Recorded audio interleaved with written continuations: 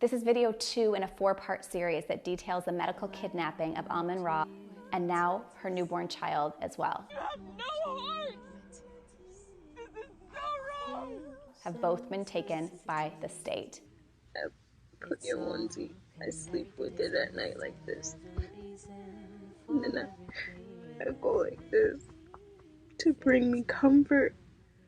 If you haven't seen video 1 yet, make sure you go back and watch it so you can get the full story. Okay, in this video, you're going to see just how quickly things spiraled out of control from the moment she showed up at the hospital. Saisha arrived to Johns Hopkins All Children's Hospital in St. Petersburg, Florida, in the evening of February 25th, 2021. This is after seeing 3 other medical professionals and not being able to get the help she needed.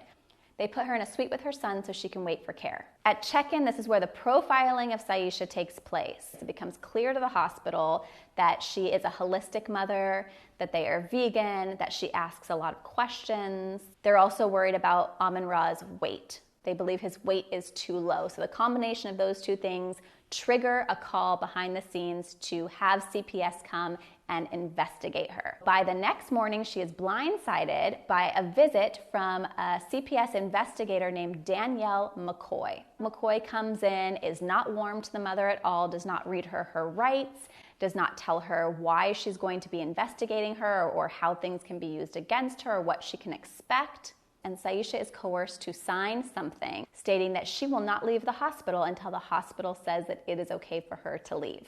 Now, in part 1 of the video series, you saw what happened to the Nikolaev family. Here's one more medical kidnapping case. Marianne Godbaldo didn't want to give her child psych meds. I did it because I wanted to save my child. And she ended up in a 10-hour standoff with SWAT teams surrounding her house because she wouldn't come out with her child. A woman has barricaded herself and her daughter inside their home. State officials came to the house to remove the daughter from the home.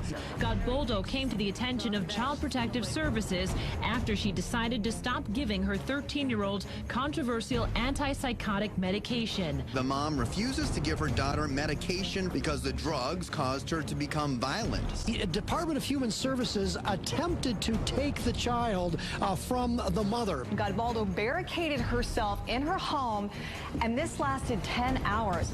Marianne was hauled off to prison for 5 days.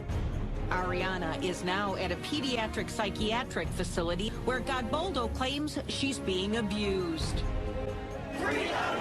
Community groups have rallied on behalf of the family, saying parents should decide their children's medical treatment. At the heart of it is the question, who decides what the best medical care is for a child? The government or the parents? Now let's travel back to the hospital with Saisha. At this point, there is no leaving. She can't leave for a second opinion. There was no leaving until the doctors said it was okay. Soon after, Saisha had the misfortune of being seen by a very controversial doctor named Dr. Sally Smith. She asked the mother for pictures of Amin-Ra and videos that were showing his milestones. The family has also uploaded those pictures and videos to make available to the public so that we can see. The link to them is below. Sally Smith spent a very small amount of time with her and then diagnosed Amin-Ra with failure to thrive.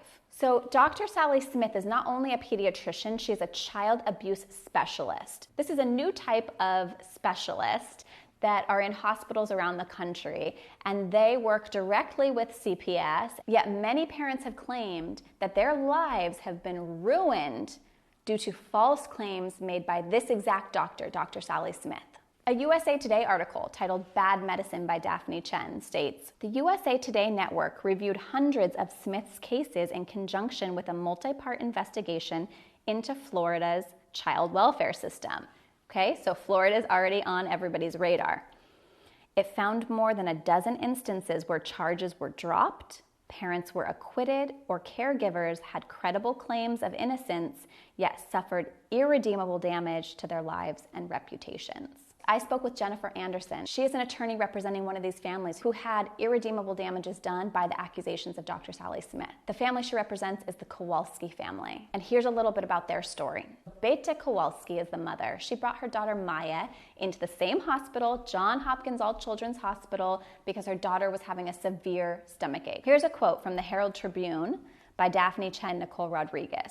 By the time the preteen left the St. Petersburg facility 3 months later, her condition had deteriorated, her family was shattered, and her mother was dead.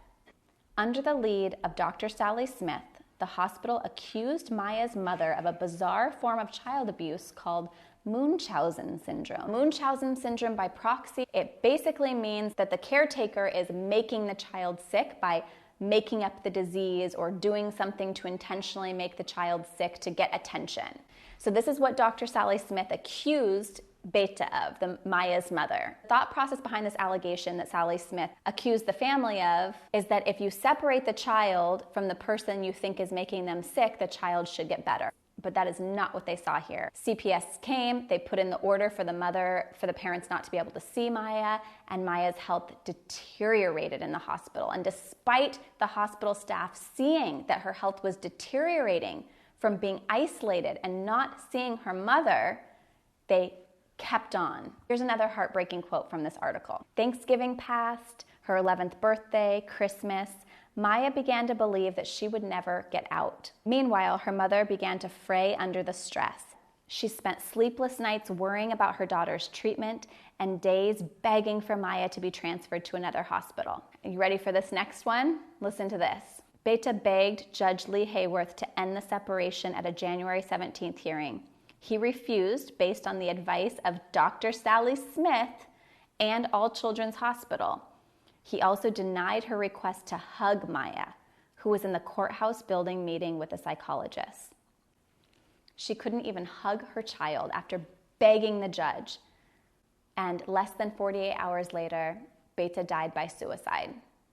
This ordeal illustrates the power that doctors and hospitals have to strip children from their families and how the state defers to their judgment. Maya's father, Jack Kowalski, says that he's confident that this case will prove that Smith and her colleagues, they knew that they were making a false child abuse allegation. And this is a trend I'm seeing in Amin-Ra's case as well, despite this mounting evidence that there is no medical neglect here. The hospital and the state are just sticking to their witch hunt of this family. Maybe they thought that if they just admitted that they were wrong, they should have never taken Amin-Ra away, and now her newborn child, that they would be proving that they were guilty. One of the Kowalski's attorneys, she confirmed something similar to me in an email she wrote. I asked her in an email, why is Sally Smith allowed to still work after all of this devastation that her accusations have led to? Here's what she said. I only have a guess as to why she is still on. It is a legal strategy. Letting her go would seem like an admission of guilt, but this is only a guess. What I do know is that Johns Hopkins, All Children's Hospital, and Sally Smith are fighting us with every resource they have, and they have been caught lying, denying her teaching roles, destroying evidence like her cell phone, and hiding evidence, her personal notes in the Kowalski case. Whether that was intentional or accidental is still being determined. There are no shortage of parents trying to get their stories out there about the corruption inside of Johns Hopkins All Children's Hospital and with Dr. Sally Smith specifically. But also, this is not just isolated to Florida. This corruption is all over the United States. Now, at this point in the story, you may be like me, wondering, what did Ra look like during this time?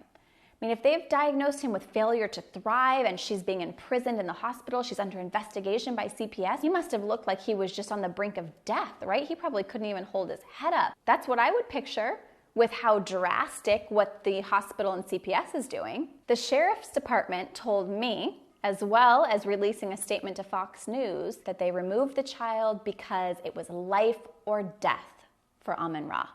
That's a big statement. In part 3 of this video, you are going to see exactly what Amin-Ra looked like inside of the hospital. His mother was taking videos and documenting her stay there, thank God. This is Amin-Ra in the hospital with his amazing mother, my wife's side. You see the truth, the whole truth, and nothing but the truth? This is how bad our son was doing. It's going to be up on my YouTube channel or on my Instagram. Please make sure you share part 1 and part 2 as far as you can. We need to get this family's story out. Her newborn child was also just taken from her. My baby is days old, and you're taking my baby away from me. Loving parents who have never abused their children, there's not even an allegation of abuse, have lost now 2 of their babies to corruption in this system. They need to be reunited, and we need to help them. All of the evil and greed will not destroyed my star seed. My sun, you are the light, shining, shining so bright.